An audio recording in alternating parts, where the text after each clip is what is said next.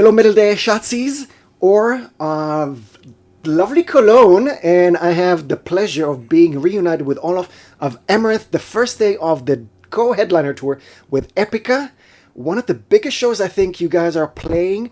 We're celebrating 2 years of the Catalyst almost in February, so I'm hoping to get some news from you in a second. But thank you very much for joining me. How are you doing?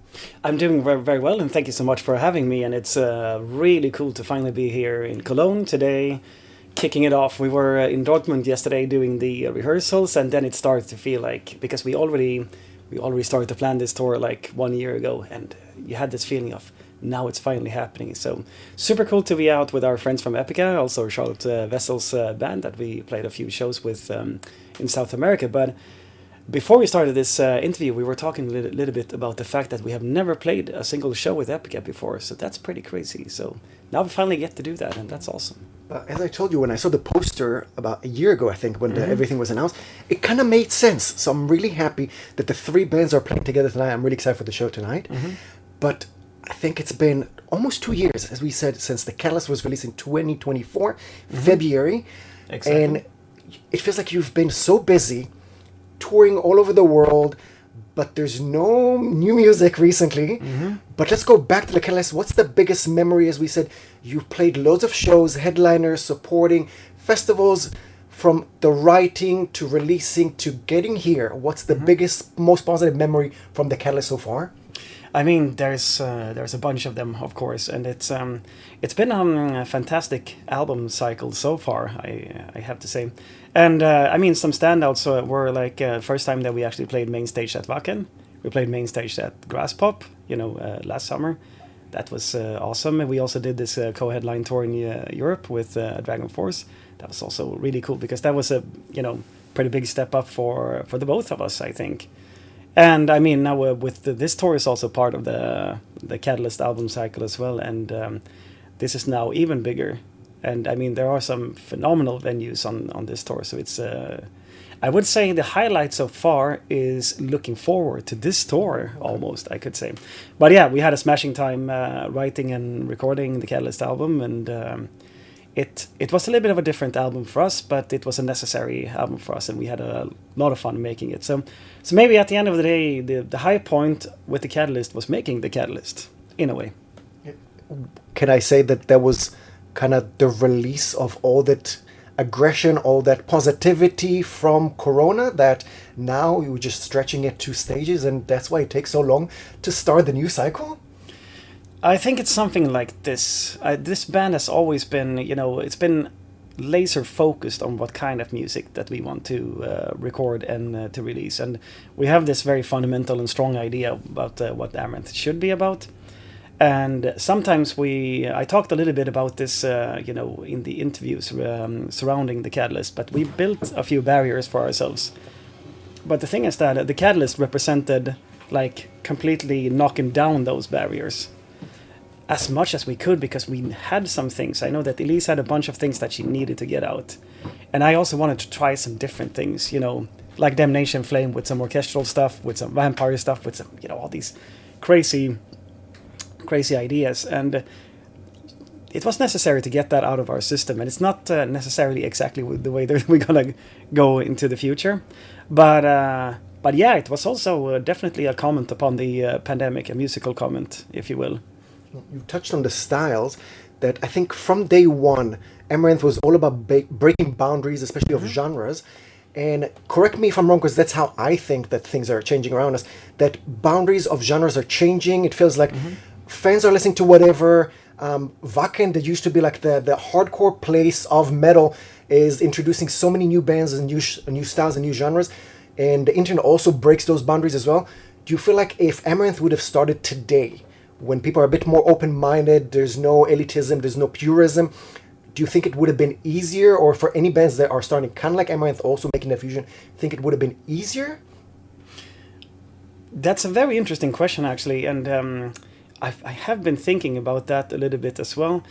I think the acceptance of the band would have been easier to gain the acceptance, let's say. I mean, when we released Hunger back in March in 2011, then there was, especially combined with the video, there was a lot of opinions about it. And, you know, I understand it because it was different and it had all these pop influences and breaking down boundaries, exactly as you say. But I think that it also created some controversy that gave some attention to the band at the same time. So I think that if Amaranth would have started today, there would be more bands that are in our kind of style, let's say. Because when we started in 2008, the big thing back then was obviously metalcore, and it was mainly growling. Growling was the big thing back then, and you know, now it's kind of the other way around. So so yeah, things have really changed, but I think it's in many ways it's changed for the better. There's a lot to be concerned about, you know, with AI music, and also with there's a ton of technology that can make bands that you know, might not be so great. They can flood, you know, Spotify with new albums and whatnot. But at the end of the day, I think that when it comes to streaming and, you know, living in the future of music as we are, you know, these days, it's still democratizing music at the end of the day. There are many things that are kind of shit and wrong with it, but there's more metal bands than ever, and especially bands that are breaking down boundaries. And fundamentally, I'm creatively happy about that, for sure. Well, I like that, and I like your contribution to breaking those boundaries and making our music more diverse and more colorful with every release. So in a second, I'm going to ask about the future, because I'm really excited to hear about that. Elise even mentioned something about it in a conversation with Simone and Charlotte promoting the tour. So she hinted that there might be something coming around the tour. We're going to talk about that in a second. But again, about the changes around us, it feels like social media demands more and more of musicians to share about their personal lives. So it's not just about the music. You shared your wedding video that went with the song endlessly. Do you feel like the demand is too much sometimes, that you need to share more than you're willing, that it gets into your personal life and you want to share more of your creative side?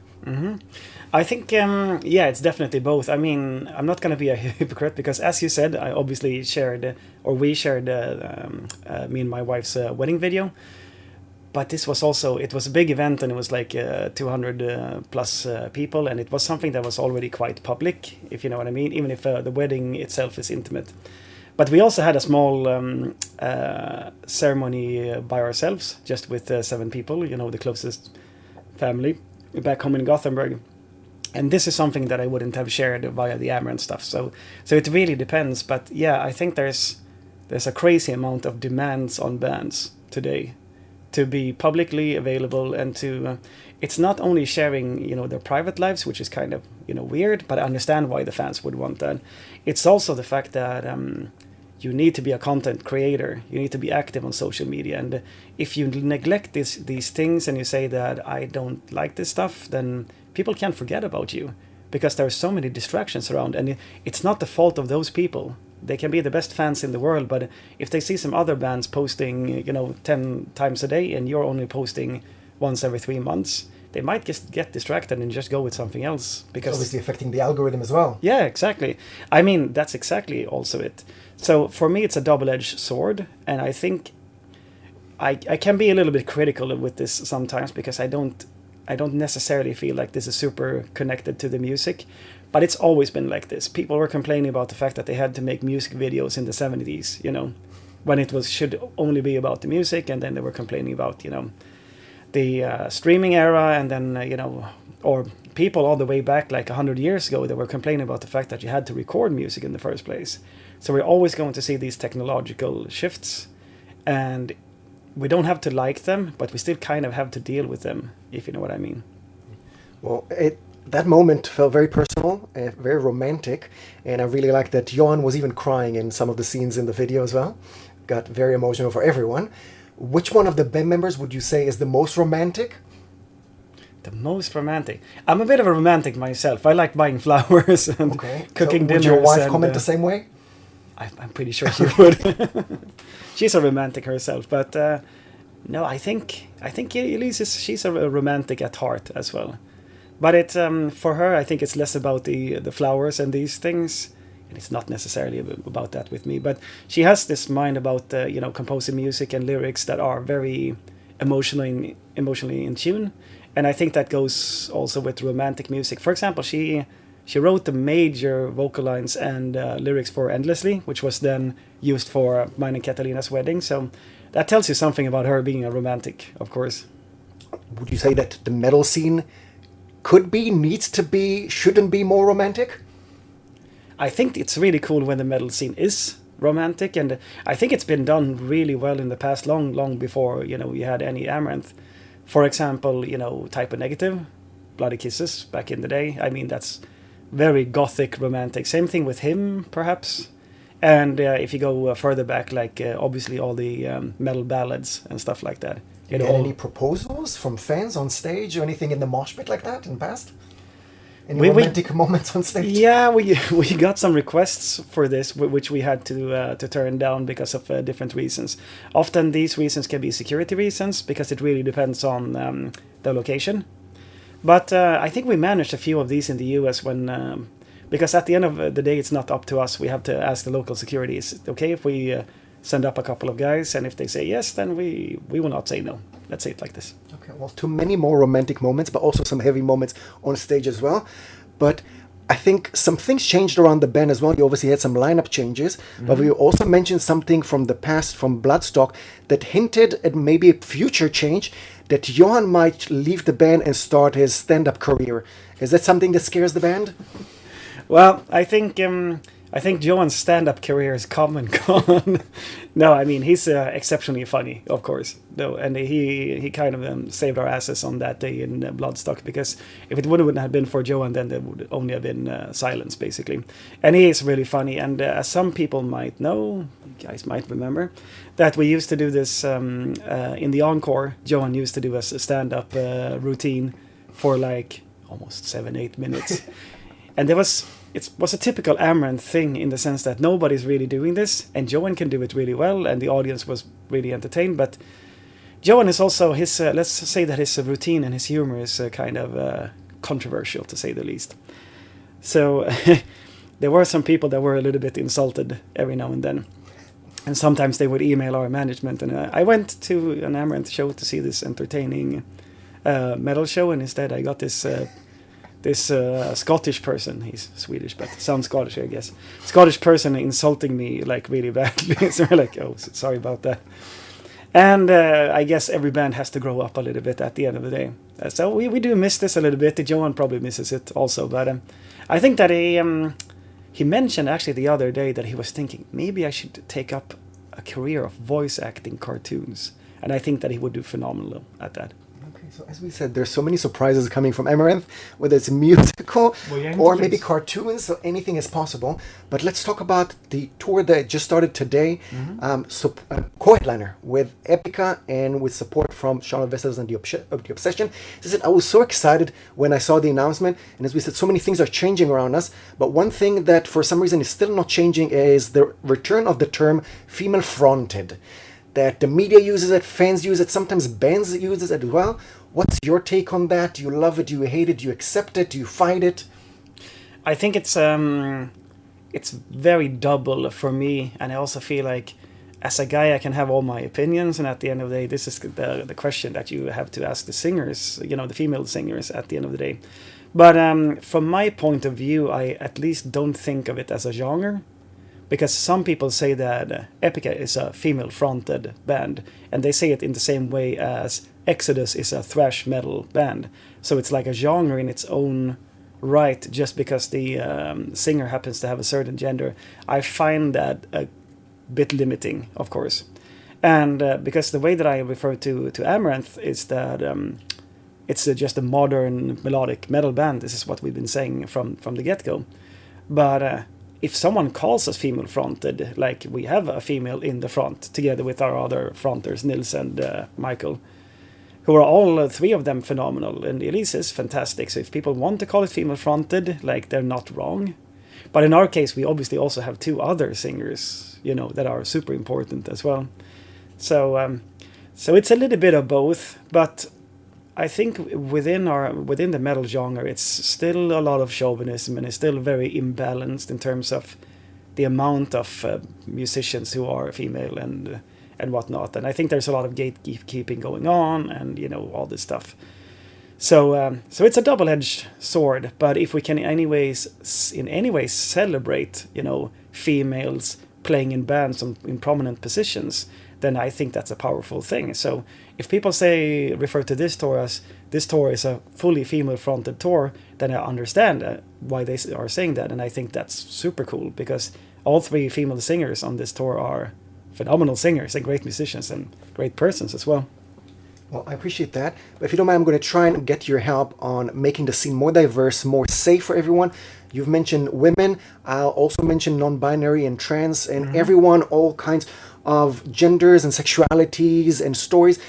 How do we make it more open, more diverse, more safe for people to either get on stage and be the next generation of musicians or to join us in the mosh pit and feel welcome?